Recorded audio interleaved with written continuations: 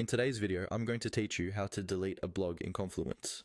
We'll walk through a simple 3-step process to remove a blog draft that you no longer need.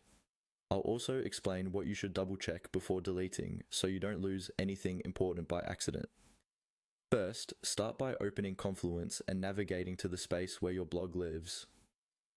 Make sure you're logged into the correct account and working in the right space, especially if you have access to multiple spaces or teams. Once you're there, locate the blog post you want to remove. This might be in the blog section of a space, or you may find it through the recent updates or search. When you see the blog you want to delete, click on it to open the blog page or draft. This is important because you can only access the delete option from within that specific blog page. With the blog open, look towards the upper right-hand corner of the screen.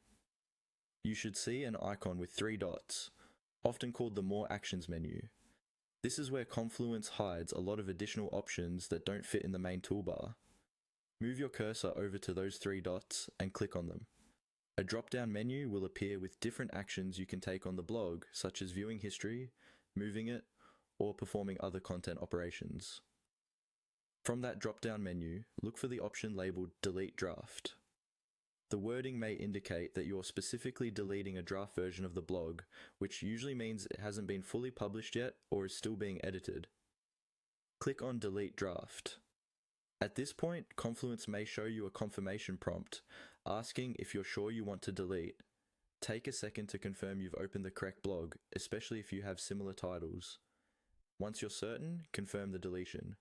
After you confirm, the draft will be removed from Confluence and will no longer appear in your list of blog drafts.